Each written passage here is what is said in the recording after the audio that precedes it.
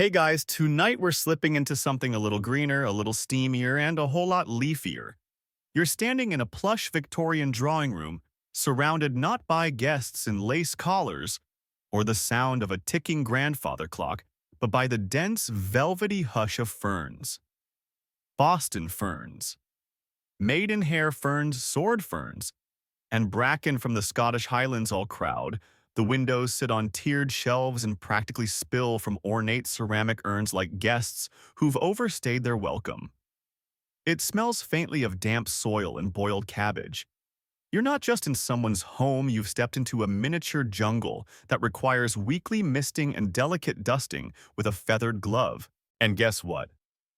This leafy obsession is completely normal. In fact, in the mid to late 19th century, if you didn't have at least a dozen ferns and a printed copy of the Ferns of Great Britain and Ireland, you were probably just uncultured. Of course, you probably wouldn't survive this era with your sanity intact.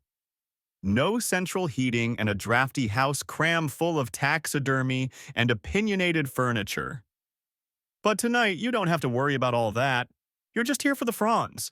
So, before you get comfortable, take a moment to like the video and subscribe, but only if you genuinely enjoy what I do here. And I'd love to know where are you tuning in from and what time is it there? Drop it in the comments below. Now dim the lights, maybe turn on a fan for that soft background hum, and let's ease into tonight's journey together. You're living in 1840s England where life moves slowly partially because everything is so damp. The Industrial Revolution may be puffing smoke over the cities, but indoors in your quiet little home filled with embroidered antimacassars and stiff tea, something strange is taking root. Ferns. Lots and lots of ferns. Your neighbors down the road just bought a new urn for their asparagus fern. The milkman's wife is said to have a shelf of dried fronds arranged by texture. Even the baker's daughter brags about her ability to tell a lady fern from a male fern at 20 paces. This isn't just a garden trend, it's a cultural phenomenon. The press gives it a name, pteridomania, from the Greek pteris fern and monia. Well, monia. You've officially entered the age of fern fever. Historians still argue whether it started with the upper classes showing off exotic specimens from abroad or with middle-class Victorians desperate to project refinement. But one thing is clear: in an age of strict decorum and constant indoor air stagnation, the fern becomes an ideal domestic companion. Quiet, decorative, never needs emotional reassurance. You pluck a frond from your favorite plant. It's delicate and lacy, a kind of organized chaos in green. There's something mathematical in its symmetry and something deeply peaceful in the way it unfolds. Scientists call this a fractal pattern, nature's way of repeating itself endlessly, like your neighbor's theories about chimney soot. And while this might all seem quaint or silly, the Victorians took it quite seriously. There were fern illustration contests, fern-based poetry. Some folks even claim that the language of ferns could be read like flowers in a bouquet, each species holding its own secret message. Maidenhair fern purity, bristle fern constancy, staghorn. A polite way to say, don't invite me again. Outdoors ferns were hardly new. These plants predate flowers going back over 300 million years. They've been around since the Carboniferous period, outlasting dinosaurs and disco alike. But it's the Victorian age that elevates them from forest floor filler to cultural centerpiece. One mainstream historical fact worth noting: the publication of Thomas More's The Ferns of Great Britain and Ireland in 1855 practically set off a national fern rush. Richly illustrated with full-color plates, it gave even the most couch-bound enthusiast a portal into botanical adventure without the need for muddy shoes or social interaction. Meanwhile, in Scotland and Cornwall, rare fern hunters were already out scaling cliffs and crawling through bogs in search of elusive species. One particularly enthusiastic collector, Edward Newman, allegedly used to sleep with his fern guides under his pillow. That's either dedication or a symptom of mild fern-induced madness. But back in your genteel sitting room, the obsession is far less dangerous. You water them, talk to them in hushed tones, and occasionally dust their leaves like you would a porcelain figurine. And not to judge, but you might like your ferns more than some of your relatives. Here's a quirky detail for you. Fern fans didn't just keep live plants. They collected dried specimens mounted in leather-bound albums or framed in ornate wood. If you were truly elite, you might even have a fern hairpin or a tiny glass brooch encasing a single, perfectly preserved frond. There were even rumors of fern tattoos, though they were likely just vivid gossip after all Victorian people barely liked ankles. The appeal of ferns wasn't just their elegance, but their slight air of mystery. Ferns reproduce through spores, not seeds, which baffled the average 19th century gardener. You couldn't see the process happening. One day a spore was there, then a frond. It was like magic. And in a society ruled by propriety, a little harmless magic was welcome. Some clergy even encouraged fern keeping, calling it God's lacework. Others were suspicious. Wasn't it a bit sensual? All those curving lines, that unchecked growth. Some went so far as to ban fern illustrations in certain religious texts. Historians still debate whether this fern obsession was driven more by scientific curiosity or by sheer aesthetic thirst. But for many, it didn't matter. Ferns simply brought something soothing into their increasingly mechanical world. And now, as you sit in your imagined armchair, fingers trailing across the soft fronds of a silver lace fern, you understand why. There's no sound but the rustle of green leaves and the ticking of a clock. You breathe slower, you sink a little deeper into the upholstery, and the fern, faithful, silent, and a little mysterious, just keeps growing. You move through the house in stockinged feet, a cup of lukewarm tea in one hand and a gentle frown of botanical concentration on your brow. You're inspecting the living room, not for dust or social impropriety, but to check on your fern corner. And what a corner it is. In the dim glow of afternoon light, filtered through lace curtains that never seem to open fully, you approach what can only be described as a domestic jungle. 5-tiered stands, circular hanging baskets, ceramic pots shaped like griffins, each one lovingly filled with different species of fern. The air is cooler here, almost humid, and it carries the pleasant musty scent of moist soil and Victorian ambition. Welcome to the drawing room jungle. It might be hard to imagine now, but indoor plant decoration as we know it really took root. Pardon the pun, during the Victorian era. Previously, bringing soil indoors was considered uncouth, messy, a little too earthy for proper ladies. But ferns changed the game. They were tidy, compact, and aesthetically pleasing, fitting in neatly beside the ornamental teapots and hand-painted screens. Plus, they matched the color scheme. Everything in your drawing room has a brown-green velvet undertone anyway. Here's a mainstream historical nugget. In the 1850s and 60s, British homes were undergoing a massive transformation. Thanks to industrial production and urbanization, the rising middle class suddenly had a little money, a little space, and a lot of furniture catalogs. Enter the indoor fern, the perfect marker of cultured taste. Not too flashy, not too fragrant, not going to upstage the family piano. But this wasn't just about decoration, it was about identity. Owning and maintaining a selection of healthy ferns required time, patience, and access to good advice.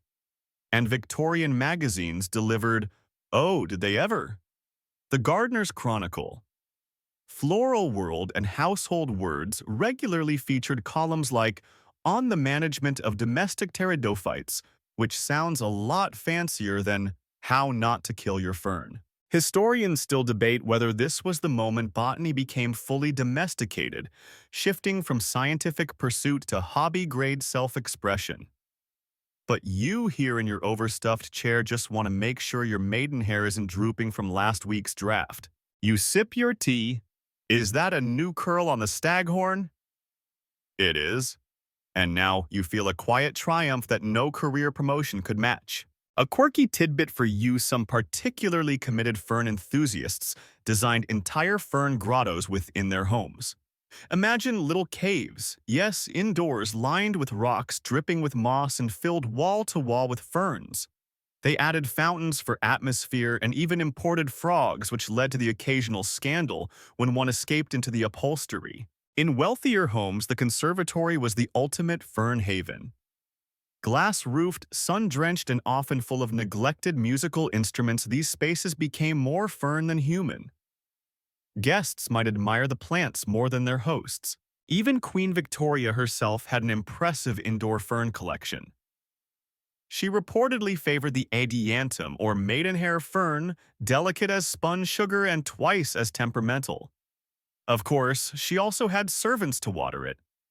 You, on the other hand, have a small copper watering can and an ever-growing collection of sternly worded reminder notes tucked into pots. In one corner of your parlor, an elegant cast-iron stand holds 3 kinds of fern, each with a handwritten label in perfect cursive.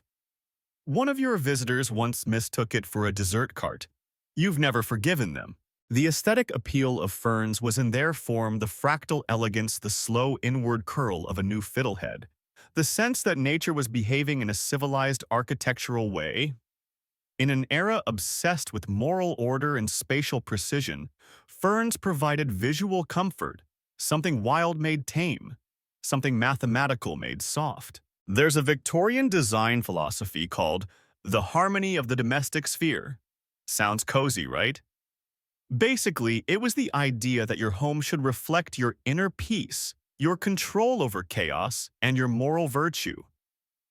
A drooping fern could be read as spiritual decay. A lush, vibrant fern, domestic perfection. So yes, no pressure there. Historians still argue whether the popularity of indoor ferns was also a quiet rebellion against the soot and smog of industrial cities. In a world rapidly mechanizing, the fern stood as a quiet protest, a soft, leafy sigh of resistance. And you, surrounded by your personal chlorophyll choir, are part of that movement. There's also the matter of class. In middle-class homes, ferns often signaled aspiration. You couldn't afford a greenhouse or a personal gardener. No problem. A few well-placed ferns could fake it.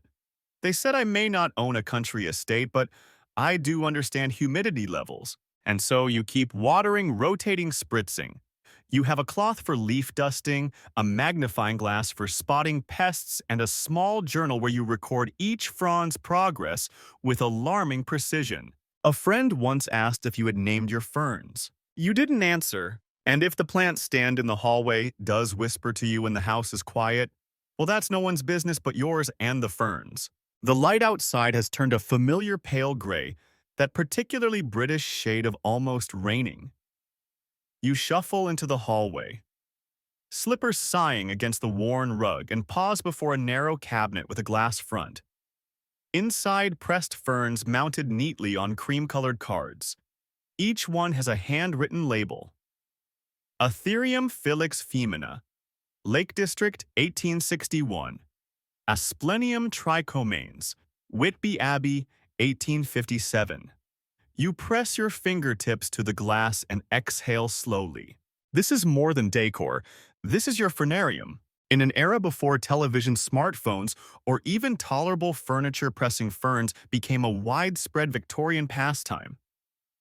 You'd go walking, yes, outdoors, armed with a field guide, a notebook, and a leather-bound plant press that looked suspiciously like a tiny torture device.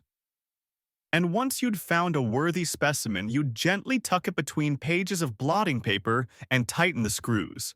A week or so later, pressed perfection. Historians still argue whether the appeal of fern pressing was more romantic than scientific. Were Victorians attempting to study plant morphology, or simply freezing time, preserving the emotional memory of a walk, a moment, a breeze on the moors? Either way, it became a national obsession. Whole families took fern holidays to search for rare specimens. Picnic baskets, parasols, uncomfortable shoes, and off they went into the hills. One mainstream fact: the Royal Botanic Gardens at Kew actively encouraged public interest in ferns. They hosted exhibitions, published accessible guides, and even allowed amateur collectors to consult with professional botanists. There was a sense that ferns belonged to everyone, not just academics in dusty coats. You, however, are wearing a dusty coat on purpose. It's fashionable. You pull open the bottom drawer. More pressed specimens, hundreds. Some perfectly symmetrical, others wild and curling like green lightning. There's one labeled unknown, found beside canal lock. That one's always made you feel a little mysterious, as though you discovered a secret no one else noticed. You sit by the window, unfolding a creaky scrapbook filled with your early attempts. The glue is lumpy, the handwriting wobbly, but the ferns are beautiful nonetheless. There's something so soothing about seeing their veined intricacy up close, flattened into delicate lace against parchment. Quirky fact: there was a brief but passionate Victorian trend of gifting pressed fern albums as tokens of affection. A frond in friendship, someone once called it. Men gave them to women, women to men, children to their school teachers. Some even swapped them anonymously. Victorian plant-based flirtation. Imagine Tinder, but with spores. Sometimes your pressed ferns feel more real than the people in your social circle. Ferns don't talk too much at dinner. They don't correct your Latin pronunciation. They don't ask intrusive questions about when you plan to marry. The process itself is a kind of meditation. You remember, crouching in damp grass, turning over stones, peering into forest shade for the delicate curve of a new specimen. Time slowed. You forgot the tepid milk, the neighbors' complaints, the politics of afternoon calls. Just you and the unfolding frond, ancient and unconcerned. And then the joy of bringing it home, laying it out carefully, positioning each leaflet, brushing away stray moss. A simple fern could become a masterpiece, a relic, a botanical diary entry. Historians still debate whether the act of fern pressing reinforced colonial ideals, classifying, collecting, owning nature, or challenge them by preserving something ephemeral and wild in the face of growing industrial control. But here in your quiet study, the politics fade beneath the crackle of old paper and the smell of dried leaves. You light a candle. There's just enough dusk now to need it, and the room glows warm and amber. Your fern albums sit around you like silent friends at a seance. You open one and find a single page labeled Adiantum Capillis Veneris, from the Roman baths. You remember that trip. You wore impractical shoes and ate questionable ham, but the fern made it worthwhile. There's a peace in looking back, in knowing that the fern you picked, pressed, and labeled still exists unchanged. A little fragile maybe, but holding its shape against time. You wish more things could manage that. Another quirky note: some collectors tried to arrange their albums in artistic compositions, spirals, hearts, ferns, shaped like birds or fans. Critics called this vulgar. But honestly, you think they just lacked imagination. You close the album, tuck it back into the cabinet, and let your eyes rest on the largest framed piece of all, a full-length pressed tree fern frond almost 4 feet tall. It's from Wales, harvested carefully by someone you met on a fern club ramble. They gave it to you. Moment of rare botanical generosity, which in this world is about as intimate as a love letter. Outside, the rain has begun in earnest, tapping softly on the panes. You settle deeper into your chair, blanket over your knees, a small smile on your face. Your ferns are still with you, whispering, curling, keeping watch. The rain continues in its soft, predictable rhythm, and your house begins to settle into that particular Victorian stillness, cushioned silence, ticking clocks, the distant clink of cooling teacups. But you're not finished with your ferns yet. No, not even close. You rise slowly, joints creaking like old floorboards, and make your way toward the corner of the sitting room where your pride and joy resides. It's not a fern, not exactly. It's the case. A gleaming domed glass and iron structure that stands waist-high and bristles faintly with moisture along its interior walls. The true symbol of any self-respecting fern enthusiast in the 19th century. You're gazing lovingly at your Wardian case. Ah, yes, the Wardian case, a delightful invention named after Nathaniel Bagshaw. Ward? A man whose name somehow sounds both botanical and slightly villainous. In the 1830s, Dr. Ward discovered that plants sealed in airtight glass containers could thrive for long periods without external watering, provided they received sunlight.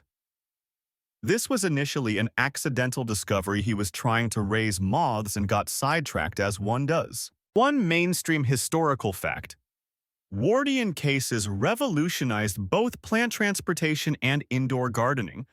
Before their invention, shipping plants across oceans was a laughably tragic affair.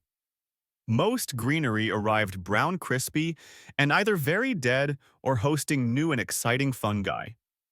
With the case ferns and other delicate species could make it from Australia to London, sealed like precious cargo, surviving off condensation and Victorian optimism.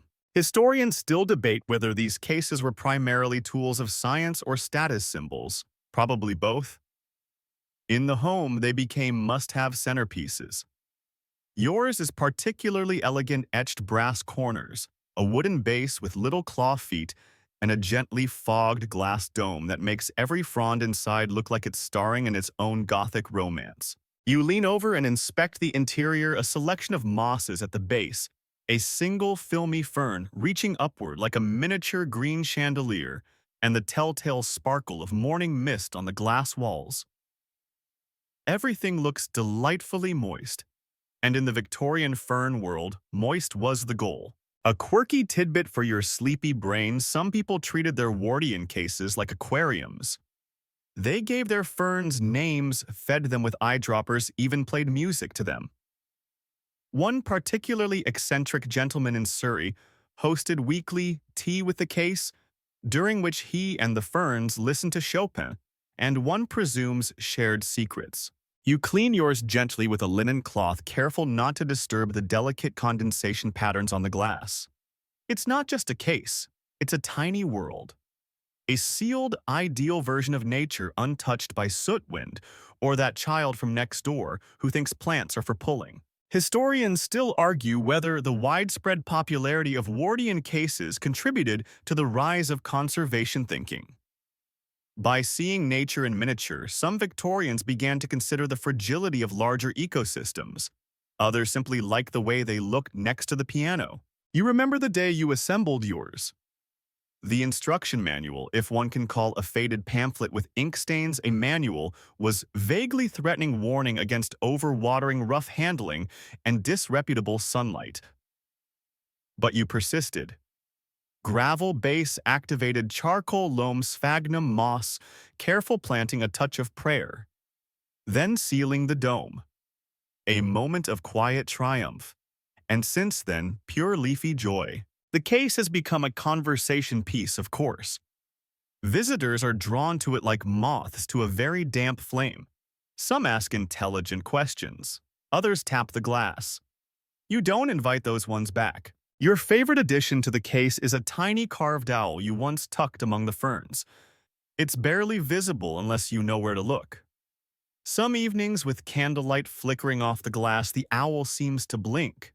You haven't ruled out magic or mild eye strain. Another quirky note at the height of fern mania: the most elite Wardian cases came with built-in thermometers, lockable lids to deter nosy children, and even miniature humidifiers operated by steam. Because, of course, they did.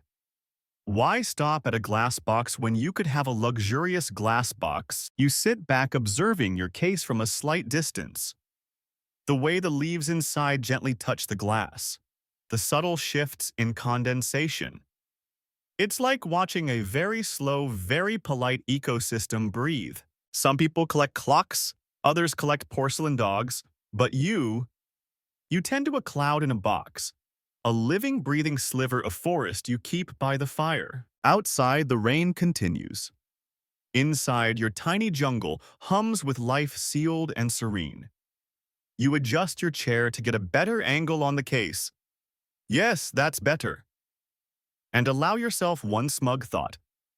Not a single one of your ferns has died in over 2 years. You probably won't survive the Industrial Revolution, but your maidenhair thriving. You wake up early the next day, not because you must, but because the sunlight has the audacity to slip past the curtains and dapple the wallpaper in that unmistakable botanical field trip sort of way. You know what that means. Today is a collecting day. You dress slowly, layering your clothes like someone preparing for an Arctic expedition, though in truth you're only venturing into a nearby woodland glade. Still, ferns require patient shade and sometimes oddly specific outerwear. You pack your trusty field satchel sketchbook collecting trowel pressing papers, your favorite sandwich watercress and mustard, obviously, and your well-thumbed copy of the Ferns of Great Britain and Ireland. Stepping out into the crisp morning, you're greeted with that rich, earthy perfume, damp soil, fallen leaves, maybe a hint of sheep. The woods begin only half a mile away, but you treat it like a pilgrimage. Each footstep on the dirt path feels like a deliberate entrance into a different realm. One mainstream historical fact: by the mid-19th century, fern hunting had become so popular among Victorian hobbyists that local parks and countryside areas faced visible over-harvesting. Ferns were stolen from churchyards, cliff faces, even private gardens. There were cases, no pun intended, of people dangling off sea cliffs with ropes just to nab a particularly impressive frond. Pteridomania was real, and it was fierce. You, of course, are far more restrained. Mostly. You reach the edge of the glade where the light slants through the trees in long, buttery strips, and the undergrowth thickens into a lush chaos of greens. This is prime fern territory. You kneel, brushing back bracken and ivy, scanning for those unmistakable spirals, the young coiled fiddleheads, that promise a frond about to unfurl. There's one now, nestled in the shade of an old beech tree, its curled head poking through moss like a sleepy dragon. You reach for it, then pause, consulting your book. Not everything is collectible. Some ferns are protected, others simply too beautiful in their natural setting to pluck. You settle for sketching instead. Pencil scratches. Page turns. You hum a bit under your breath. Historians still argue whether fern hunting was more about botanical knowledge or personal identity. Was it science? A social event? A flirtatious countryside rendezvous? Victorian diaries often blur the line between scientific notes and romantic prose. You once read an entry that described a polypodium vulgare as sulking beside a brook like a misunderstood lover. That's either deep metaphor or someone desperately in need of a friend. You hike further into thicker brush where the light goes dim and the ground grows springy underfoot. There, hidden between two rotting logs, you find it Dryopteris affunis, the golden-scaled male fern, a real beauty. You record its location carefully, snip a small cutting, never the whole plant. You're not a monster and wrap it in paper. A successful find. You smile, slightly damp, very proud. Quirky tidbit. Some ferns only release spores at night, which led to moonlit fern hunting excursions complete with lanterns, flasks of tea, and on one memorable occasion an accidental arrest for suspicious loitering near shrubbery. You've never been arrested, but you've had some stern words from park wardens. You settle down near a stream, listening to the trickling water and unwrapping your sandwich. There's a moment of genuine contentment here. The kind of peace that only comes from soft mud under your boots and spore dust in your nose. You flip through your sketchbook. Half-finished drawings, poetic labels, the occasional smudge where you dropped jam. It's not just a record. It's a memoir written in ferns. Historians still debate whether amateur fern hunting made botany more democratic or just more chaotic. The Royal Society praised the influx of botanical curiosity from the public, but they also complained about misidentified specimens, flamboyant labeling, and a shocking number of pressed weeds masquerading as rarities. You suspect that last one may have been about you. By late afternoon, your satchel is full. Not heavy ferns are delicate, but weighty with purpose. You retrace your steps through the now shadowed glade every fern you pass, seeming to nod you goodbye. The walk back is quieter, less observation, more reflection. You arrive home and head straight to your drying station, a contraption that resembles a mad inventor's bookshelf. You place each cutting between layers of blotting paper and cardboard, secure the press with its wooden screw, and stack it with the others. It'll be a week before you see today's finds again. But already you're imagining how they'll look flattened and framed, joined by a neat, handwritten label in your best imitation copper plate. You change out of your collecting clothes, smeared mud-streaked fern-scented, and into something soft. You pour tea. You stretch. You yawn. Not a bad day's work for someone who spent it chasing prehistoric greenery through the woods. Evening has settled, again draping your house in velvet shadows and oil lamp glow. Your boots rest by the door, faintly steaming. Your fingers are stained with moss and pencil lead. There's something deeply satisfying about returning from the woods, slightly sore, thoroughly damp, and carrying just a hint of leaf rot behind each ear. You drift into your study, a cozy alcove tucked behind the parlor. The walls are lined with shelves, each crammed with fern samples in varying degrees of pressed perfection. Framed specimens hang beside charcoal sketches and your own hand-scrawled observations. One might mistake the room for a very sleepy botanical museum curated by an absent-minded librarian. You sit at your writing desk, a broad Victorian affair scratched from years of use. Its surface is strewn with blotters, magnifying lenses, and a particularly smug brass letter opener in the shape of a heron. The centerpiece, however, is your herbarium. One mainstream historical fact: Victorian amateur botanists often created personal herbaria, meticulously organized books or folios where dried plant specimens were pressed, labeled, and annotated. These were more than collections. They were personal chronicles, scientific scrapbooks that documented every season of discovery. Some are still preserved in museum archives, complete with inked observations, little poems, and the occasional tea stain. You crack yours open and gently place today's notations onto the next blank page. Date, os, location, soil conditions. Fern name still tentative, you'll double-check later. You add a rough sketch in the margin, then jot a quick note. Coiled tighter than Mr. Barstow's opinions at Sunday lunch. A quirky tidbit. One well-known Victorian fern collector, Charlotte Gurney, once included in her herbarium an actual invitation to a fern-themed masquerade ball where she attended dressed as a giant Asplenium scolopendrium, more commonly known as the hartstongue fern. Her costume reportedly involved 12 feet of silk and at least one very confused horse. Historians still argue whether the herbarium was more an artistic project or a scientific one. For some, it was cold classification, stiff Latin names, and taxonomic grids. For others like you, it's storytelling with leaves. Each page a chapter, each curl of a frond, a plot twist. Your own pages are less formal than most. You like to doodle tiny shoes on the roots. You occasionally write down what music you were listening to when you found a specimen today, rain and a very off-key bird. Once you pressed a bit of toast by mistake. It made the page smell like marmalade for weeks. You stand and begin flipping through older entries. You pause at one dated last August unnamed fern. Found in neighbor's garden, stolen under moral duress. You smile. You remember the thrill of it sneaking in under the guise of delivering jam, slipping the frond into your sleeve like a leafy secret. Then a more sentimental entry found after father's funeral. Damp cliffs, endless wind. The frond on that page is brittle now, but its shape is perfect. You trace it lightly with your finger. You think not for the first time that ferns are perfect metaphors for memory. They arrive curled and cryptic. They unfurl slowly, sometimes taking years to show their full shape. And they're easy to miss if you're not paying attention.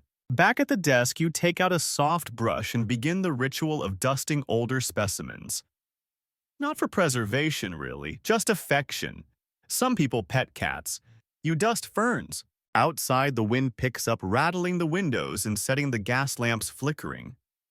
It sounds like someone sighing through a very old letter.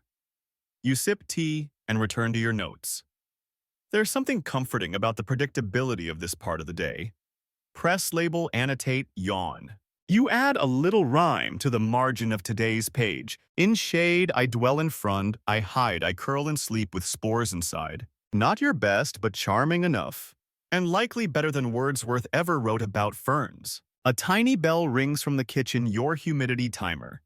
You rise, stretch, and drift over to check the readings on your homemade fern environment monitor, which is really just a barometer, a thermometer, and your instinctive ability to detect too dry air using nothing but your elbow. Humidity good, temperature acceptable. Emotional connection to houseplants dangerously high. Historians still debate whether fern collecting actually expanded people's scientific understanding or just gave them something to do between meals. Some argue it created a generation of keen-eyed observers. Others insist it just provided an excuse to wander around with impressive hats and overcomplicated tongs. But for you, it's never been about prestige or precision. It's the quiet of this page turning, the satisfaction of a labeled frond, the moment when a small piece of the world makes just enough sense to be captured. You close your herbarium gently and slip it back into its spot on the shelf.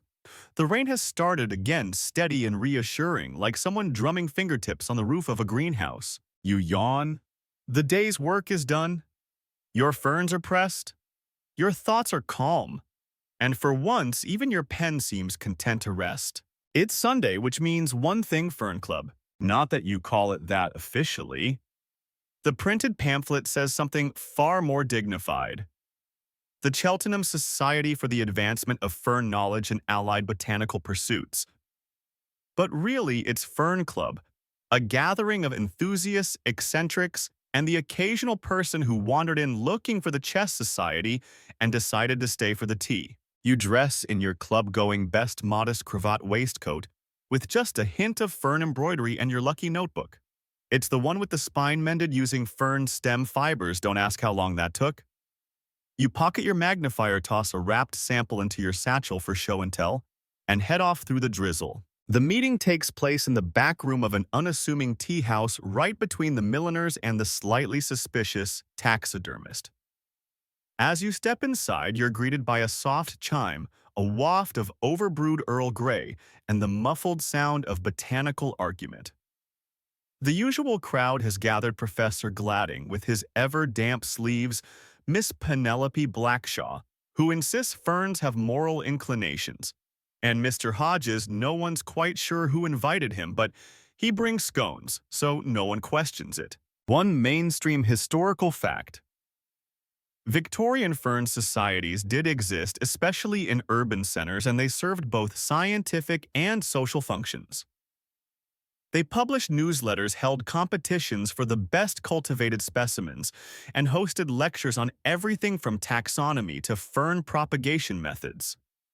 Women often played a significant role, particularly in informal leadership, despite being underrepresented in scientific publications of the era. You take your seat near the front, mostly to stay clear of Mr. Hodges' relentless opinions about potting soil. Today's lecture: The Moral Character of the Bracken Fern. Miss Blackshaw's finest work. She begins with a passionate defense of Bracken's fortitude, moves quickly into an allegorical comparison to Greco-Roman virtue, and at one point reads a sonnet she wrote from the perspective of a lonely frond. You admire her conviction even if you don't entirely follow her logic. You share your specimen during the tea break. A lovely little lady, fern, Atherium filix femina, harvested, legally pressed precisely and labeled in your neatest hand. The others peer at it with magnifiers and nod gravely. One murmurs, exquisite penation. You beam. Quirky tidbit. One Victorian fern club reportedly had a secret handshake involving a spiraling finger motion and the word sporangia. No one can prove this definitively, but it sounds just ridiculous enough to be true. You circulate sipping weak tea and catching snippets of conversation. Terribly acidic soil near Devon. Frond curl suggests poor humidity management. Did you hear about Mrs. Winthrop's stag's horn fern? It's eating her pantry. Typical chatter. Historians still argue whether these clubs were inclusive scientific communities or social bubbles for the plant-obsessed elite. Some were known to welcome anyone with genuine curiosity, regardless of education or class. Others required formal recommendations and frowned on over-enthusiastic amateurs. You've always considered yourself in the first camp, though you do enjoy looking faintly mysterious while describing soil pH levels. Back in the meeting room, a heated debate has broken out over fern placement in the household. East-facing versus west-facing windows. Hanging pots versus pedestal urns. Someone cites a French horticulturist. Someone else throws a biscuit. You quietly sketch a caricature of Professor Gladding mid-rant, labeling it Homo pteridologicus, complete with tweed habitat and tea-based diet. You tuck it between pages of your notebook for future enjoyment. The meeting ends with the reading of minutes, tedious, charming, and somehow always including a motion to procure more buns.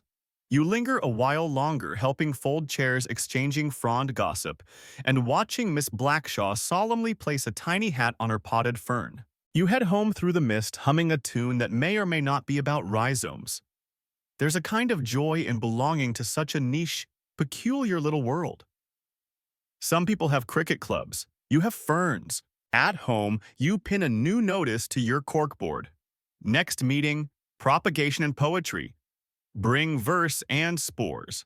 Historians still debate whether these fern clubs influenced broader scientific practice or were merely comforting green escapes from the soot and clatter of industrial cities. Either way, you know this much. There's a certain comfort in sitting with others who care deeply, passionately, absurdly about something as ancient and quietly persistent as a fern. You change into your evening robe, fill a small watering can, and tend to the ferns on your windowsill.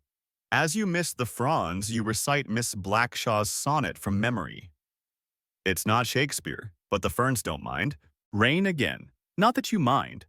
Rain and ferns go together like ink and blotter damp, inevitable and gently poetic. You crack open the sash window just enough to let in the sound. It patters against the leaves in your conservatory, soft as the rustle of crinoline skirts. You step inside your glasshouse, that treasured little jungle attached to the rear of your house. It was once a solarium until you quietly filled it with ferns instead of sun-loving roses.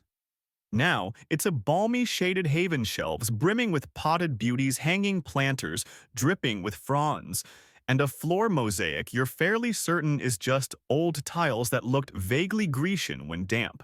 You breathe in the green musk of moss and moist soil.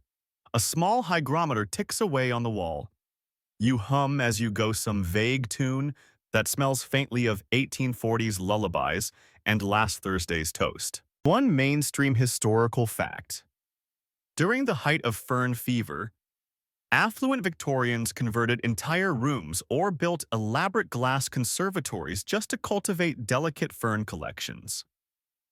These indoor fern houses were seen as status symbols and spiritual sanctuaries alike. Climate control was rudimentary, but obsessively monitored, opening windows, misting regularly, and sometimes even heating with hot bricks or piped steam. You drift toward your prized specimen, a magnificent tree fern, its crown reaching just over your head, each frond unfurling with the grace of a Victorian ballerina doing her morning stretch. You've named her Beatrix. She responds well to compliments and Bach. On the opposite wall, your smaller ferns sit in a sort of social arrangement. You like to imagine they gossip when you're not around. The Polypodium vulgare seems a bit judgy, while the Dryopteris affinis always droops sympathetically toward the others, like it's hosting a very slow-moving support group. A quirky tidbit. Some Victorians believe that talking to your ferns improved their growth. One particularly enthusiastic enthusiast, Edwin Tattershaw of Kent, reportedly read Latin poetry to his entire collection every Wednesday. His obituary lovingly described him as a fern companion of uncommon conversational stamina. You pull up a rattan chair, your thinking throne, and settle in with your notebook. Outside, the rain picks up a bit, a steady whisper against the panes. You jot down observations. Beatrix has put out a new frond. It's curled like the tail of a particularly smug cat. Historians still argue whether Victorian indoor fern culture was more driven by aesthetics or by a sincere desire for botanical exploration. Some suggest it reflected anxieties about industrialization, a longing to control a tiny slice of untouched nature. Others think it was just the ultimate bourgeois hobby, less muddy than collecting beetles, more respectable than owning parrots. You shift in your chair, staring up at the glass ceiling. Above, mist beads like tiny stars, and your own breath curls softly in the stillness. You wonder how it must have felt in London townhouses, those tight, soot-stained spaces when people first stepped into fern-filled rooms. Like breathing again. You recall reading about an aristocrat who had a fern conservatory built into his train car. Travel delays were apparently more tolerable when surrounded by greenery. You're tempted to add a potted maidenhair to your own bicycle, but suspect it would be frowned upon by the local constable. You check the soil moisture with a gentle poke. Still damp. You pause to reposition a frond that's shading its neighbor too aggressively. Let's not start a civil war, you murmur. It obliges barely. A spider wanders by your uninvited but tolerated guest. You nod in its direction. It nods back, or at least seems to. Everything in the conservatory moves at its own slow rhythm. Even time itself feels like it's grown moss and settled into a nap. You take a moment to close your eyes. In this warmth and green silence, it's easy to drift. The scent of earth and leaf, the faint creak of the frame in the wind. You hear water dripping somewhere, not a leak, just the sound of a world that remembers how to breathe. Another quirky note. Some fern enthusiasts, particularly those with means, hired fern valets, individuals tasked specifically with the maintenance and well-being of indoor fern rooms. These roles were part gardener, part butler, and occasionally part therapist for both plant and owner. You don't have a fern valet, but you suspect your upstairs neighbor, Mrs. McGill, secretly aspires to the role. She brings over tea and gently critiques your pruning choices. Less is more, dear, she always says, even when discussing cake. Historians still debate whether these homebound fern rooms were precursors to modern plant therapy. Certainly for many Victorians, they offered a rare space of calm reflection, and dare one say it's soft rebellion. In a world of rigid schedules and suffocating corsets, tending to something fragile, green, and wordless was an act of quiet defiance. You stand, give Beatrix a fond pat, and cross to the wall of smaller pots. Each one has a label, scientific name, nickname, and in one case, still angry. You whisper a bit of encouragement to each. You found that even ferns with no ears appreciate compliments. The rain has begun to slow now. The conservatory cools slightly, air tinged with petrichor and faint nostalgia. You sigh contentedly, arms folded, surrounded by 100 shades of green. The world outside may be rushing headlong into locomotives and telegrams and coal smoke. But in here, in this damp and drowsy room, time curls slowly, gently, like a frond emerging from sleep. You wake early the next morning to the gentle clink of a watering can and the faint aroma of cinnamon toast. No, you haven't hired a fern valet overnight. Mrs. McGill has let herself in again, bless her, and she's humming some off-key waltz as she tends to your more delicate specimens. You don't mind. She talks to them in the same tone she reserves for stray cats and misbehaving nephews. After breakfast, 2 slices, 1 underbuttered as is tradition, you pack up your collecting kit. Today's the day. The sun is tentative, peeking through the London mist as if unsure it wants to commit to an appearance. But the weather seems mild enough for what Victorians of your ilk call a respectable ramble. You grab your satchel lined with waxed paper and moss for moisture retention, and tuck in your field guide Ferns of the British Isles. Third edition with margin notes in 4 different inks, a magnifier, small trowel gloves, and a generous amount of stubborn optimism round out your gear. You tip your hat to Beatrix and step out into the waiting world. One mainstream historical fact: fern hunting, or fern collecting, was a beloved Victorian pastime, particularly among the middle and upper classes. It blended outdoor leisure with scientific curiosity and just a hint of competitive fervor. Families would plan day trips to local woods or hills in search of rare specimens, especially during the warm months of spring and summer. You board the tram heading out of the city, surrounded by a hodgepodge of hat boxes, parasols, and the occasional dog in a bowler hat. Not yours. You tried that once, but the dog filed a silent protest by chewing through your copy of the monthly Pteridologist. You never recovered. As the city gives way to countryside, your heart lifts. Rolling hills, hedgerows, mossy walls, all ripe with the potential for discovering a hidden cluster of Asplenium ruta muraria, or perhaps even the elusive Trichomonas speciosum, a fern so secretive it's practically a botanical spy. Historians still argue whether fern hunting was more science or sport. Some saw it as a noble quest to catalog Britain's natural wonders. Others treated it like a botanical stamp, collecting more about the thrill of finding than the knowledge itself. You disembark at a quiet stop, greeted by the sweet smell of damp soil and a trail map nailed slightly askew to a leaning oak. You set off down a path marked Mossmere Glen, 2.5 miles.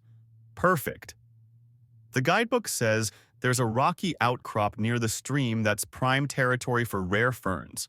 Your boots crunch over gravel, then sink softly into mossy forest floor.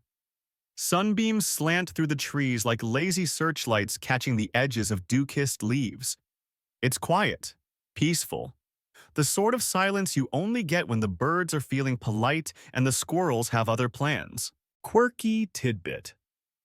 Some fern hunters grew so obsessed with their quarry that they published anonymous accounts of their finds, fearful that disclosing locations would lead to fern theft. One even proposed a fern secrecy society complete with coded field maps and hidden stash spots. Imagine National Treasure, but with more tweed. You spot your first treasure just off the path, a delicate patch of Adiantum capillus veneris maidenhair fern peeking out from a shaded nook. You kneel gently, brush aside a twig, and admire the fan-like fronds. You take only one sprig, always leave the root. Always thank the plant. Whether it hears you or not, always write it down in your notebook. As you move deeper into the glen, the terrain shifts. Steeper, rockier. You steady yourself with a branch and discover a pocket of Polystichum satyriferum, soft shield fern, cozying up to a mossy stone like it owns the place. You sketch it in your journal, fronds and all, and add a note: slight lemon scent, possibly wishful thinking. You pause for lunch. Cold pie and warm water, the usual. Sitting on a flat stone surrounded by rustling leaves and the occasional inquisitive beetle, you feel something unnameable and good. The kind of moment Victorians rarely describe because the vocabulary hadn't caught up with the feeling yet. You remember a story from your fern club about a collector who fell into a river chasing a rare specimen and swore it was worth the hypothermia. They never did recover the sample, but did write a poem about the experience. You always thought that was rather romantic, if a little soggy. Historians still debate whether this mass obsession with ferns had unintended ecological consequences. In some regions, over-collecting led to the decline of certain native species. Fern protectors. Yes, that was the thing. Eventually formed patrol groups to monitor and preserve vulnerable patches of land. You finish your loop around the glen, satchel slightly heavier with samples, heart definitely lighter. You whistle a little tune on the way back to the tram, boots scuffed, fingers stained with soil, mind already planning where to pot your new arrivals. Back home, you unpack your haul like a child revealing treasures from a particularly mossy pirate ship. Beatrix gives you a judgmental glance, but you sense she's pleased by the additions. You lay out the new fronds on parchment label, each with care, and record every detail: light, soil, scent, emotions, surrounding gossip. By the time the sun sets, your knees ache and your nose has a new freckle, but your heart is full. You sit back in your rattan chair, raise a cup of tepid tea, and toast to a day well ferned. The next few days pass in a rhythm so gentle you barely notice its passage. Watering, misting, rearranging pots according to some internal logic that only your ferns, and perhaps one very clever crow, understand. You're in what you fondly call your arrangement phase, a period of quiet obsession, where you redesign your entire conservatory based on the theory that Asplenium nidus should be granted pride of place near the eastern window because, quote, it has leadership energy. It's in this domestic reverie that you find yourself leafing through the latest issue of the Illustrated Fern Weekly, a modest but earnest publication of the time full of frond diagrams, questionable puns, and the occasional letter to the editor from a Mr. Harrington of Bath who believes all ferns are best arranged in alphabetical order. One mainstream historical fact: Victorian fern enthusiasts often formed or joined clubs devoted entirely to ferns. These societies organized everything from garden tours to lecture series and published newsletters or pamphlets for circulation. They were social, sometimes scientific, and often deliciously eccentric. You recall attending one of these society meetings last season, hosted in the parlor of an overly perfumed widow with a well-behaved terrier and a surprisingly militant opinion on Pteris critica. The tea was weak, the biscuits hard, but the lecture on spore reproduction was genuinely riveting once you got past the speaker's habit of referring to ferns as leafy children. This week, though, the buzz among fern circles isn't about spores or shade ratios. It's about an announcement tucked neatly on page 7 of the weekly. The Great Fern Exhibition is returning to Kew Gardens. You read it once, then twice. Your heart does a little leap, quietly, politely, but a leap all the same. The exhibition is a big deal. Not just a floral fair, but a full-on lace-gloved tea-sipping competition. Fern growers all over the country and even abroad submit their best, brightest, and greenest for public admiration. Prizes are awarded in categories like Most Lush Frondage and Best Domestic Display.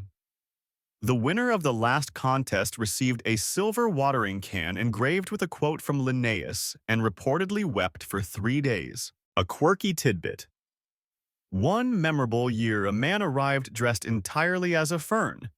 He called himself the Green Gentleman and claimed to speak the secret language of spores. He was disqualified for frightening a duchess, but later gained mild celebrity as a traveling botanical poet. You sit in your conservatory that evening, sipping chamomile tea and staring thoughtfully at Beatrix. "What do you think?" you ask. She does not respond obviously, but you get the distinct feeling she's open to the idea. You glance around the room, imagining it through the eyes of a Kew Gardens judge. The arrangement is good, but it could be better. The ferns are thriving, but are they exhibition-worthy? Historians still argue whether these exhibitions were about genuine admiration for nature or just another excuse for Victorian social pageantry. Many of the attendees cared deeply for botany, yes, but many others came for the hats, the gossip, and the opportunity to flaunt one's horticultural prowess in a slightly passive-aggressive way. The next morning you begin your preparations. Not a frenzy, no. Ferns don't respond well to panic. But a measured, thoughtful campaign. You polish your terracotta pots. You tidy fronds with small embroidery scissors. You compose a list titled Candidates for Exhibition Glory, which includes Beatrix, of course, but also that surprising little Blecknum spicant in the corner who's been quietly thriving under the bench away from all the attention. You even commission a new nameplate, small tasteful, with gold ink lettering for Beatrix's pot. Presentation matters after all. You write a letter to the Kew Gardens Committee expressing your intention to exhibit. You take 3 drafts to get the tone right. Enthusiastic but not desperate. knowledgeable but not insufferable. The final version includes a small, pressed frond of Ethereum filix femina and a brief, entirely unnecessary quote from Pliny the Elder about the virtues of shade. A few days later, a reply arrives. You're in. Your neighbors are surprisingly supportive. Mrs. McGill bakes congratulatory scones and offers to knit Beatrix a small shawl, which you tactfully decline. Mr. Prindle from 2 houses down offers to drive you and your plants to the exhibition in his coal-powered contraption, which you also decline. Beatrix hates sudden motion. Instead, you hire a local boy with a steady hand and a cart cushioned in moss. He agrees to transport your ferns at dawn, and you spend the entire night before packing them as lovingly as one would a crate of Fabergé eggs or perhaps one's own mother. The morning of the exhibition, the air is fresh with anticipation and horsehair. You arrive at Kew Gardens in a tweed suit that's only mildly outdated and carrying a small spritzing bottle like a sacred relic. The gardens themselves are a wonder. Banners flutter, musicians play gentle airs, and all around you, ferns of every shape and size preen under the rising sun. You set up your display with care, arranging your specimens just so. Beatrix stands tall at the center regale and entirely unfazed. Around her, your other selections form a semicircle, their fronds reaching out like a leafy choir caught mid-note. As the morning progresses, visitors begin to stroll past, murmuring appreciatively, sometimes stopping to ask questions or peer at your handwritten labels. A child points at one of your ferns and says, "Mummy, that one looks like a wizard's beard," and you consider writing that down as a future category best magical resemblance. Historians still debate whether the explosion of such exhibitions contributed to lasting scientific knowledge or merely fueled short-lived fads. But for you here in this soft, green-lit corner of Kew, none of that matters. You're surrounded by fellow fern lovers, old ladies with magnifying glasses, young boys holding sketchbooks, and judges in stiff collars murmuring praise into tiny notebooks. Your chances of winning? Who knows? But the joy is already here in the air, in the gentle rustle of fronds, in the slight tilt of Beatrix's crown, as if to say, we've already arrived. The judging begins just after tea because, of course, it does. Nothing serious ever happens before tea in Victorian Britain. And so you stand next to your arrangement, hands loosely clasped behind your back, in what you hope is a posture of quiet dignity, while the judges make their stately rounds. There are 3 of them. The first is a tall, whiskered man with an unfortunate limp and a monocle that refuses to sit still. The second is a woman in a plum-colored bonnet, whose every comment is scribbled down by an assistant with a quill and a small wooden clipboard.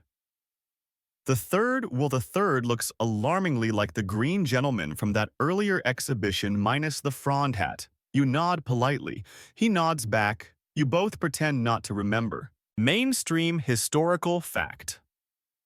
By the late 19th century, major public gardens like Kew had formalized plant exhibitions with detailed scoring rubrics. Points were awarded for rarity, symmetry, health, and presentation. Some judges even carried small rulers to measure frond length. Beatrix stands ready. She's been misted, dusted, rotated for optimal asymmetry, and adorned with a subtle ribbon in Victorian moss green, a choice you deliberated on for a full afternoon. Behind her, your lesser ferns bask in borrowed glory. You pretend not to care about the outcome, but when the plum-bonneted judge pauses in front of Beatrix and gives a small, almost imperceptible nod, you feel something stir in your chest. Then come the questions. Tell us about your watering schedule. What soil mix do you use? Is this Dicksonia antarctica or merely a well-trained Cyathea cooperi? You answer as humbly and charmingly as possible, resisting the urge to throw in Latin names just to show off. You even confess lightly, playfully, that you talk to your plants mostly about the weather and sometimes about cricket. They seem pleased. Quirky tidbit. One infamous exhibition included a fern that had supposedly been blessed by Queen Victoria herself. The story turned out to be a misunderstanding involving a garden tour, a sneeze, and someone mishearing very nice fronds, as these fronds are now royal property. You linger near the refreshments after the judging passes by, sipping tepid lemonade and nibbling on a biscuit that tastes vaguely of pencil shavings. Around you, other exhibitors are in quiet conversation. A woman from Kent is weeping softly into a lace handkerchief because her rare Woodwardia radicans wilted en route. A gentleman with startling eyebrows boasts that his fern was once smuggled out of Sumatra in a boot. You offer polite encouragement to everyone, and then the announcements begin. You don't win lushest frondage. That goes to a bearded Scotsman with a fern so aggressively green it seems illuminated from within. Nor do you win most varied display. That honor is claimed by a woman who somehow convinced 23 different species to coexist in a single wheelbarrow. But then they announce Best Domestic Arrangement, and they read your name. You blink. You check your shoes to make sure you're not hallucinating. But no, the green gentleman is smiling at you genuinely this time, and Beatrix seems to give a dignified little tremble like a curtsy. You walk to the front. The prize is modest. A silver pin shaped like a fern frond. A certificate with gold leafing, and the warm applause of a few dozen eccentric plant lovers. But to you it might as well be the Victoria Cross. Historians still debate how seriously these awards were taken. Some argue they were a bit of fun, gentle distraction in a soot-gray world. Others point to diary entries and correspondence suggesting people restructured entire gardens for years just to win a single ribbon. That night you return home to the conservatory. Beatrix is returned to her pedestal, a place of honor now made more so by the pin which you affix to her pot with ceremonial solemnity. You light a few lamps, boil a kettle, and write a letter to a friend, a fellow enthusiast up north, who once sent you a dried specimen wrapped in an old theater program. You write, "We did it." And you did. You made a tiny splash in the slow, spore-filled waters of Victorian fern culture. Your name is now, however, briefly recorded in the ledgers of Kew. There's a pleasant kind of immortality in that. In the days that follow, life returns to normal almost. You still mist, still trim, still talk to your ferns. But now you do it with the quiet confidence of someone who has won something, and not just anything. You've won at Ferns. Your neighbors take notice. Mrs. McGill brings over celebratory scones with currants this time. The children on your street start calling you the Fern King in voices half mocking, half awestruck. Even the baker asks if you're the same Mr. Whoever who was in the papers. You weren't, but it's the thought that counts. And slowly, very slowly, you start planning for next year. After all, there are new species to try. There are new arrangements to sketch, new soil mixes to test.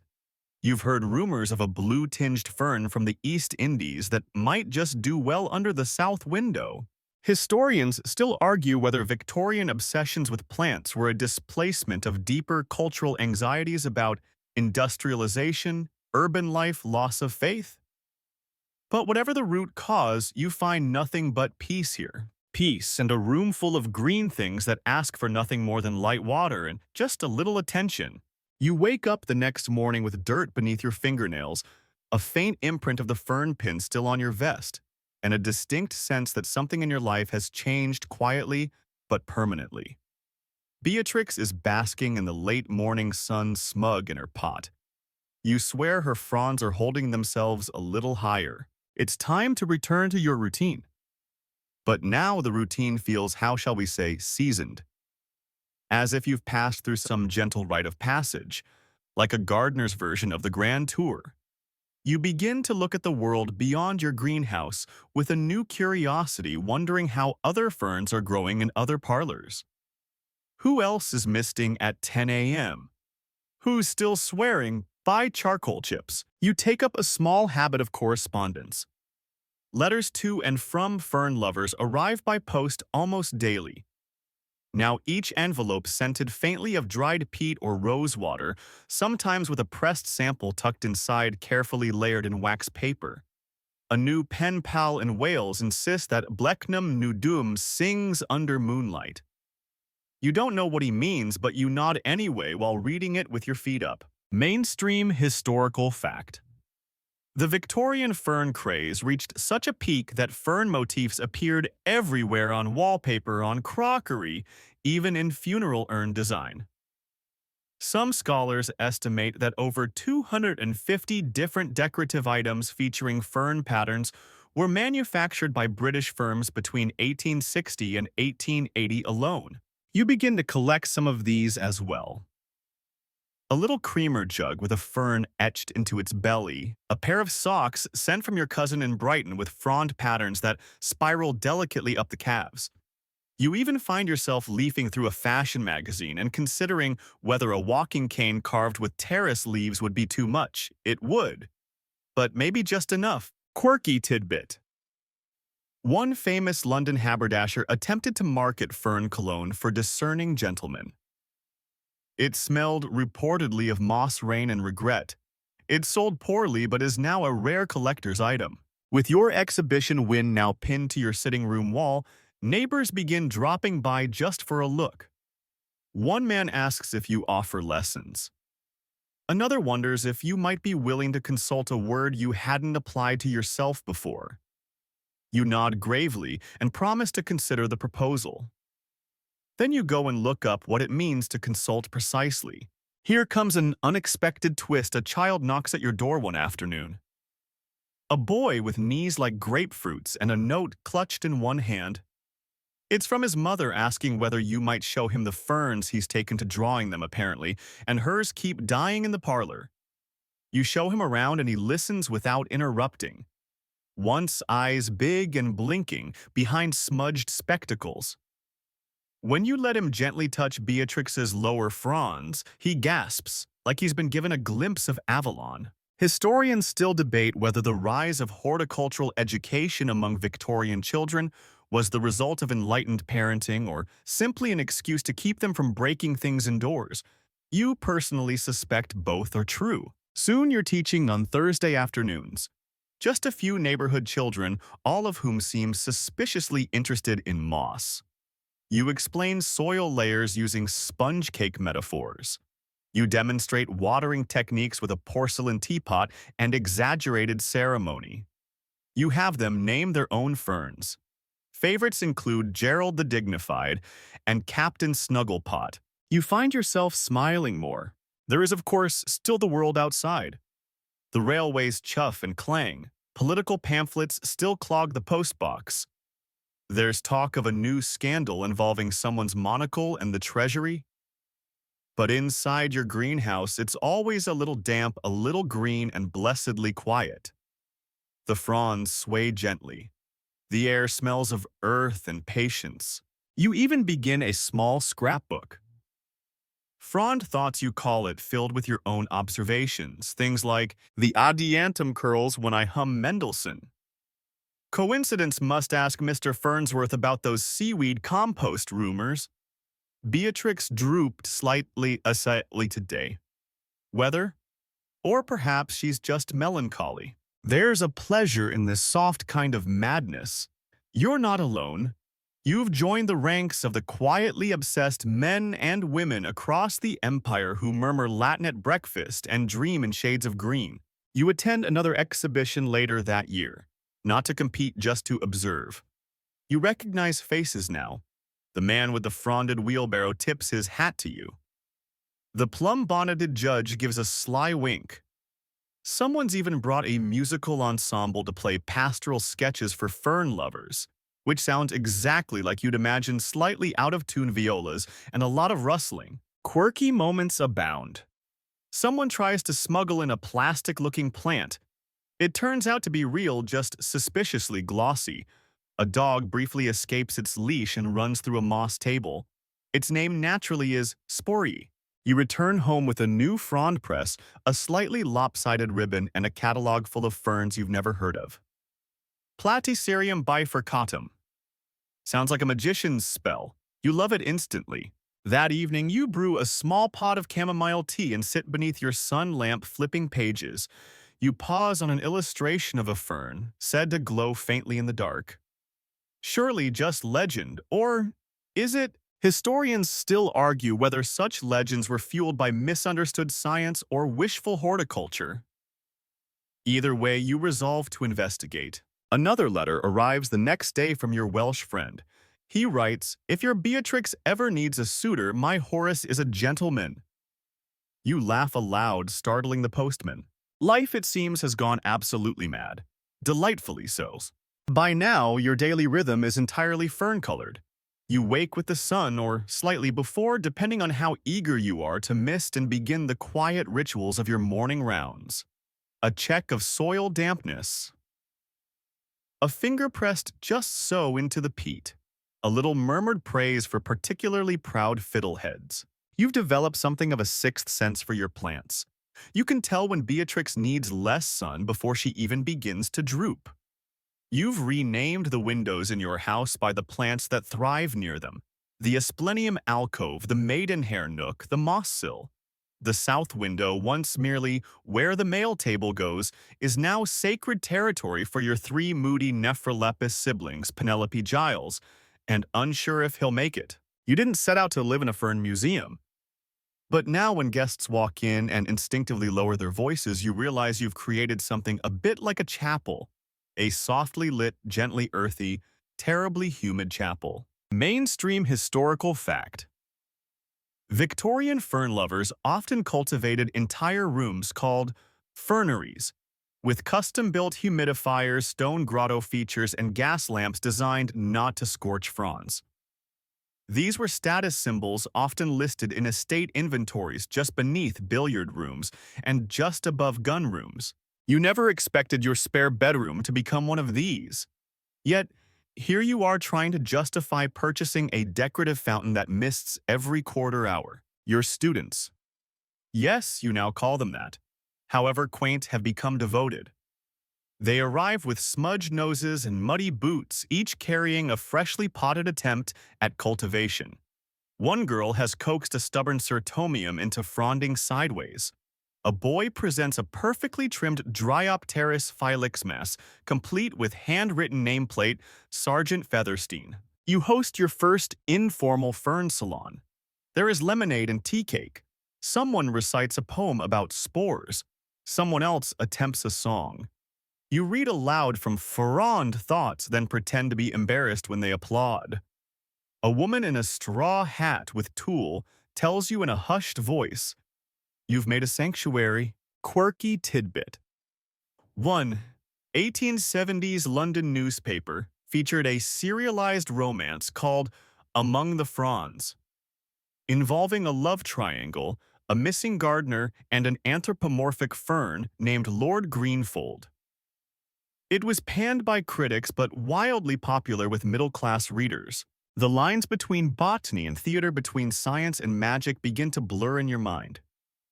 You dream one night of a fern that speaks Latin. You wake and rush to your notebook. You begin experimenting with lighting mirrors to bounce late sun blue glass panes to simulate filtered woodland hue. You consider music again. Perhaps Schubert. Perhaps whale sounds too ambitious. Still, it's noted in frond thoughts under ambient ideas. Historians still argue whether these practices were based on plant needs or the aesthetic appetites of their owners. Were ferns truly improved by recitations of poetry, or was it simply more pleasant to believe they were? Either way, your household now hums with quiet ceremony. Your neighbors begin calling you Professor Fern behind your back, though one older woman calls you the Wizard of Spores. You don't mind. Even your sleep improves. You begin to suspect the elevated humidity has changed something about your dreams. They're greener now. Slower. No more of those alarming galloping scenes or the one about the flying pie. Instead, you drift through forests fog-damp and golden. You walk barefoot across moss and hear nothing but your own breath and the faint unfurling of fronds. One morning, a man arrives at your gate wearing a waistcoat with suspiciously botanical embroidery. He introduces himself as Dr. Thistledown of the Royal Botanical Society. He's heard about your victory at your growing local school and, most importantly, your article in the Gentleman's Potting Review titled Spore Lore Notes from a Humble Grower. He'd like to visit your conservatory. You try not to panic. The visit is scheduled for the following Thursday. You clean every pane of glass. You label every pot. You recategorize your spore samples by shape, then by whimsy. You even compose a small speech in case he wants remarks. He arrives precisely at 11 hours, smelling faintly of lavender and boiled cabbage. You lead him in. He walks slowly, hands behind his back, peering into each pot like an examiner at a very slow, very silent spelling bee. He says very little. He stops in front of Beatrix. "Good shape," he murmurs. Your heart flutters like a moth in a lantern. He leans close, then closer, then straightens and says, "Would you consider submitting a cutting to our collection?" You blink. Your mouth moves before your brain catches up. "I, Beatrix, and I."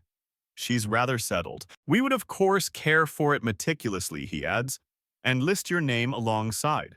You imagine it her little frond catalogued and pressed part of the official records. A bit of your parlor in the royal books. You nod. The next week you cut one small shoot. Beatrix barely notices. You package it with damp moss and a note in your best cursive. It ships the following Tuesday. That evening you and Beatrix sit quietly in the twilight. You tell her she's famous now. She does not respond, but her fronds catch the light just so, and for a moment you could swear she's glowing. Historians still argue whether Victorians genuinely believed in the emotional intelligence of plants, or if they were simply starved for quiet companionship in a world of noise and soot. But you know the truth. The days after Beatrix's little clipping leaves your hands feel different. Not in a sad way exactly, but in the way one feels after giving away something meaningful, lighter and fuller at once. You find yourself checking the post more often than usual, as if a letter might arrive announcing her successful arrival, or perhaps a certificate signed in elaborate botanical cursive. This spore is now immortal. Instead, your routine continues. Quiet, green, and deeply satisfying. You expand your fern salon to a twice-monthly gathering. Someone brings a sketchbook filled with studies of frond curls. A retired railway worker reads aloud from his journal an entry detailing the ferns he spotted growing wild between platform bricks in Liverpool. There's cake. There's always cake. The children now recite botanical names with theatrical flair. Polystichum setiferum, they declare as if casting spells. Quirky tidbit.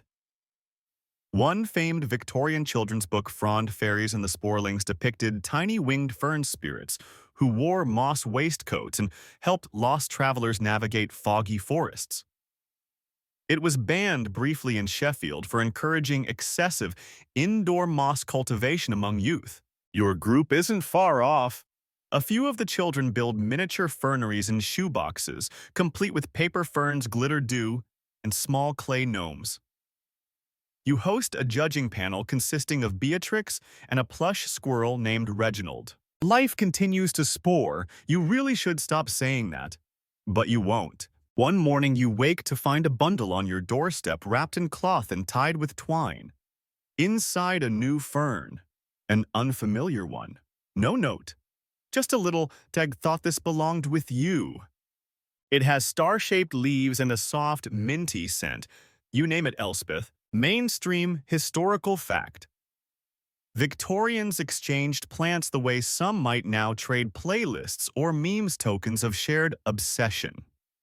In fact, a network of amateur fern couriers once operated between British towns using the postal system and coded labels to pass on clippings, soil samples, and even homemade fertilizers. You begin to suspect you're now part of that network. Soon letters arrive addressed simply to the fern gentleman.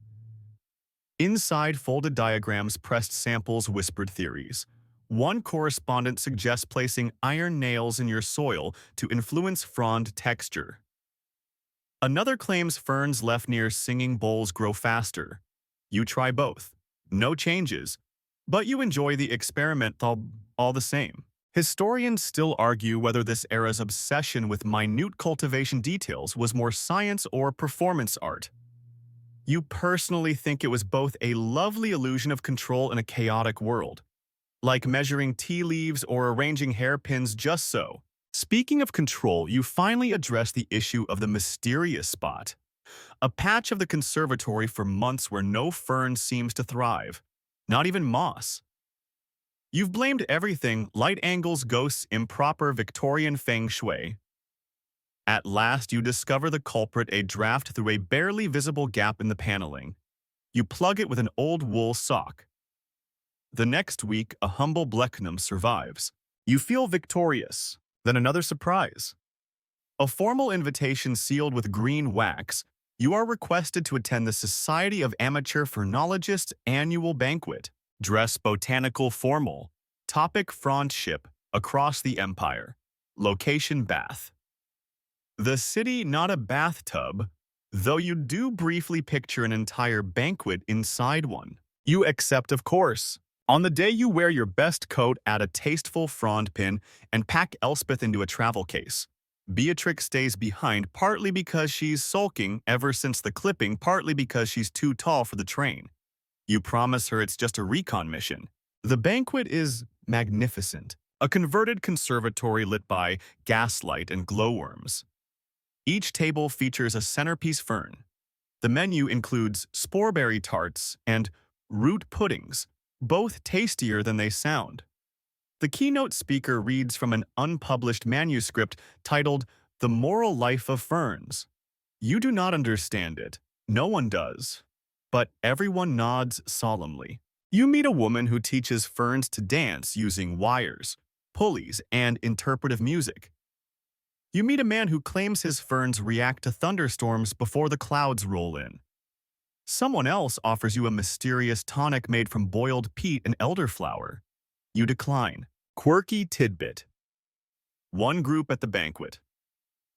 The Royal Society for Moss Appreciation holds a silent protest in the corner, wearing felt cloaks and refusing to acknowledge the tyranny of fronds.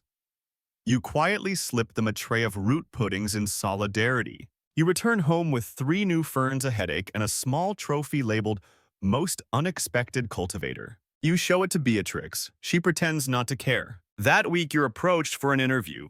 A local paper wants to feature your home as part of their Parlor Oddities series. You tidy the greenhouse, polish the glass, and wear your second-best vest. The reporter arrives wide-eyed and sniffling allergies.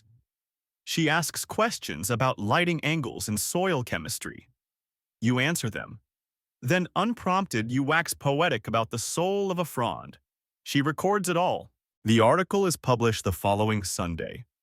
In this humid heaven, plants are people too. You read it aloud to Beatrix. She seems pleased. Historians still argue whether the fern craze ever truly ended or if it simply slipped quietly into the wallpaper, becoming part of the background hum of domestic British life. You believe it survives in people like you and in small, damp corners of the world where fronds still stretch towards soft light and nobody hurries them along. You close your notebook that night, one final entry for the day. Elspeth curled today. I think she's beginning to trust me. The weeks that follow feel slow and plush, like walking through fog in a cashmere coat.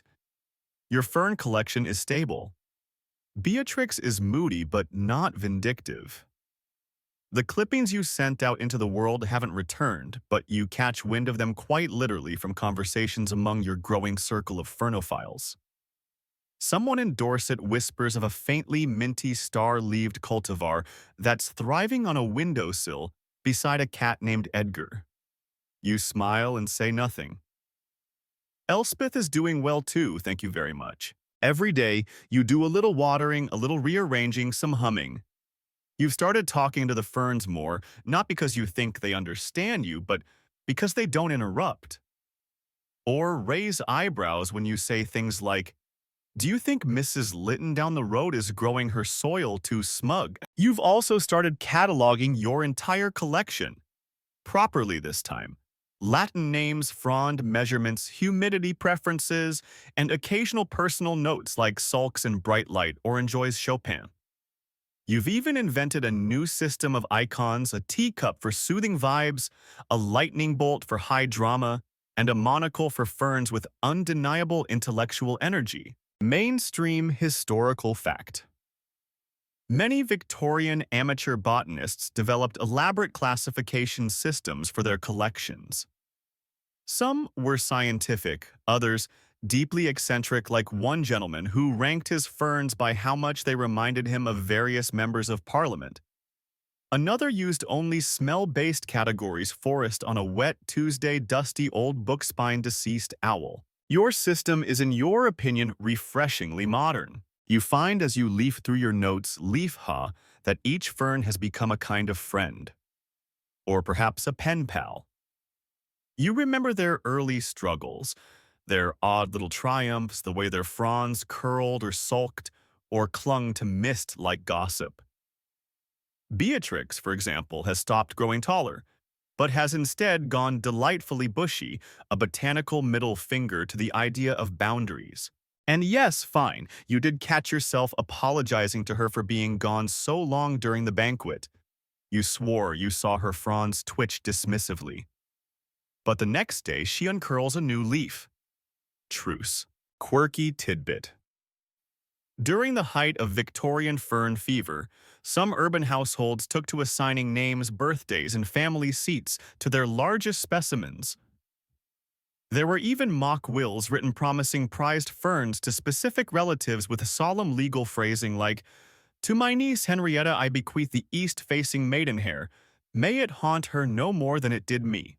You contemplate writing a will like that, but quickly realize it would spark a bitter feud among your fern salon members. Better to keep everyone guessing. One rainy Thursday, a letter arrives from a secondary school in Wales. A science teacher there, one Miss Llewellyn, writes to say her students have started a Spores and More club and would love to interview you.